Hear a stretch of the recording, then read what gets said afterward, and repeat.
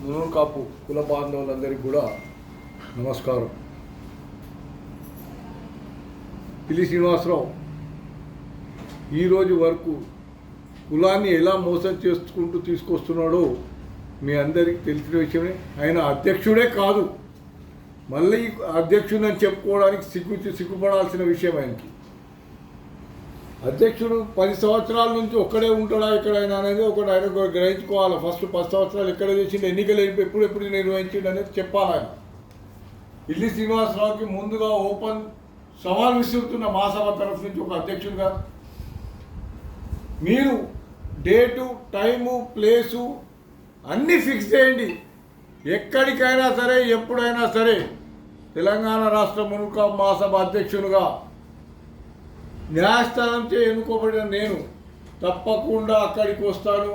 అందరి సమక్షంలో నీ 10 సంవత్సరాల్లో ఏం చేసినావో చెప్పు, నేనేం చేసినావు చూపెడతాము. అదేవిధంగా నేను అధ్యక్షునని ఏదైతే నా దగ్గర డాక్యుమెంట్స్ ఉన్నాయో అవన్నీ వాళ్ళందరి ముందర ప్రదర్శిస్తానని చెప్పేసి ఈ సభాముఖంగా మీకు తెలియజేస్తున్నాను.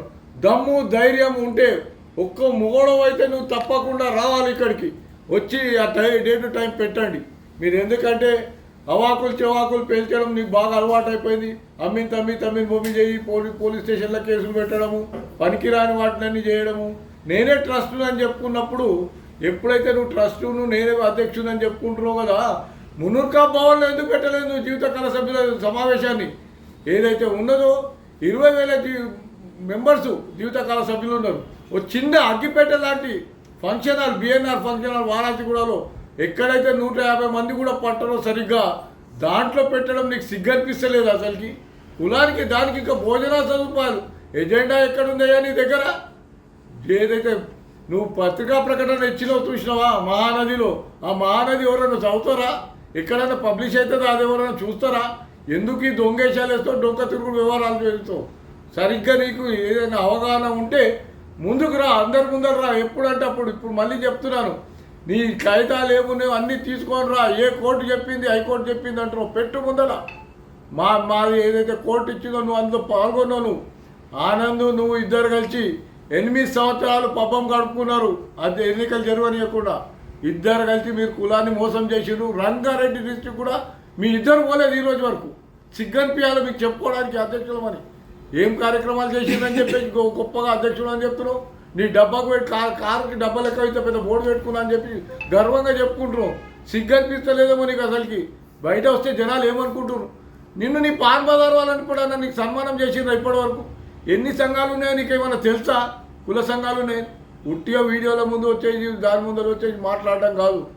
ఏదైనా చేస్తే కులానికి ఏం అభివృద్ధి చేసినావు, ఏం కార్యక్రమం నీకు తెలియదా? నీ బ్యాంక్ ఖాతాలన్నీ నేను తీసుకున్నానని చెప్పేసి, ఏదైతే నేను ఫిక్స్డ్ డిపాజిట్లన్నీ నేను తీసుకున్నానని చెప్పేసి, అదేవిధంగా ఆనంద్ దగ్గరికి కూడా నేను తీసుకున్నాను. ఏ కోర్టు నుంచి నువ్వు ఏ ఆర్డర్ తీసుకురాలేదు ఎందుకు మరి ఇప్పటిదాకా?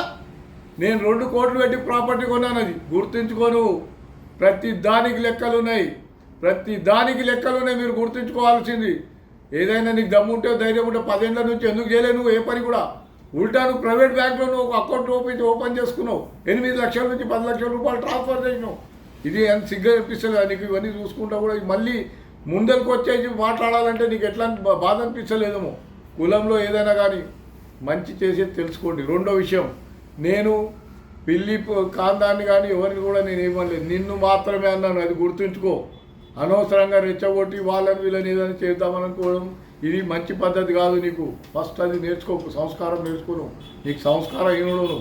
నువ్వు ఏమనుకుంటున్నావు? నువ్వు ఎవరికి పెద్దగా నేను ఇచ్చేస్తాను. ట్రస్టీల మధ్యన మార్పులు పెడుతున్నాను. నీకు ఆ ట్రస్టీలతో పడకపోతే పాండురంగం పేరెత్తుతో, దడవ రాఘవేంద్ర పేరెత్తో, తోటరావు పేరెత్తావా?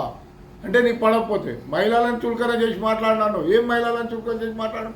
మీరు మహిళలను కూడా చూడకుండా వాళ్ళ మీద కేసు పెట్టి బతుకమ్మ సంబరాలు చేసుకుంటారు. ఇది నిర్వహించే సంబరాల పండుగ అది.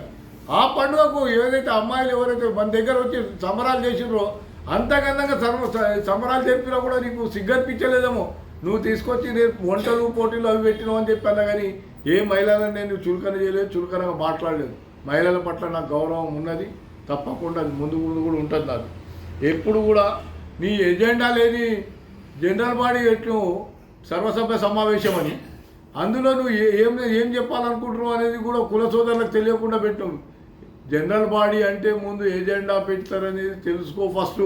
నీకు ఇచ్చే సలహాలు సూచనలు ఎవరిస్తున్నారో అలాంటివన్నీ కూడా పనికిరావు. నువ్వు చేసే 200 సభ్యత్వం ఏదైతే ఉందో నియమావళికి వ్యతిరేకంగా ఉంది. గతంలో కూడా నువ్వు చేసినావు, 22లో నేను చేసిన అని చెప్పి కోర్టులో కూడా ప్రదర్శించడం. కోర్టు కూడా చెప్పింది నియమావళి ప్రకారంగా ఏదైతే ఉందో దాన్నే పరిగణలోకి తీసుకోవాలని చెప్పేసి అడ్వకేట్ కమిషనర్ పి సాయిబాబు గారికి ఆర్డర్లో చెప్పడం జరిగింది. దాని ప్రకారమే వాళ్ళు నియమావళి ప్రకారంగా ఎన్నికలు నిర్వహించినప్పుడు కోర్టులో నువ్వు నీ పైన ఆనంద్ పైనే ఉన్నది ఆ కేసు. అది గుర్తుంచుకో. వెంకటేశ్వరరావుని ఎక్కడ ఇది కాదు, ఆనంద్ పోయిండు. ఇక్కడ ఎన్నికలు జరిగాక మంచిగా జరిపారు ఎన్నికలు అని చెప్పేసి ఎన్నికల అధికారి ముందరనే చెప్పారు, ఇంత ఘనంగా జరుపుతారని చెప్పి నేను ఎప్పుడు కూడా ఊహించలేదని చెప్పేసి అందరు సభ్యుల ముందర చెప్పాక, హాల్లో చెప్పాక తను మళ్ళీ పోయి బయట 4 రోజులు 5 రోజుల తర్వాత ఎవరో చెప్పిన దాన్ని బట్టి ఆయన కేసు ఇచ్చాడు. ఈ రోజు వరకు ఏమైందయ్యా? కేసు ఏమన్నా తీసుకొచ్చాడా? మరి ఆయన అకౌంట్ తీసుకున్నాం, ఫిక్స్డ్ డిపాజిట్ తీసుకున్నాం, ఎప్పుడన్నా వచ్చాడా ముందుకు?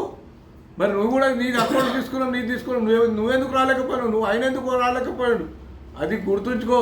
కోర్టు చెప్తే ఇదైపోయింది అనేది తప్పు సమాచారం కుల సోదరులకు అందరికీ చేస్తున్నావు. ఖబర్దార్ బిడ్డ అనుకుంటున్నావేమో నువ్వు. ఏదైనా చేసేది ఉంటే దమ్ము ధైర్యం ఉంటే ముందుకు రాను. ఏదైనా ఉంటే కూర్చొని మాట్లాడదాం. 10 మంది కాదు, ఎంతమంది ముందాలంటే అంతమంది ముందాలు మాట్లాడతాను. నేను అధ్యక్షుడు అని చెప్పి తప్పుదో కులాన్ని టీచర్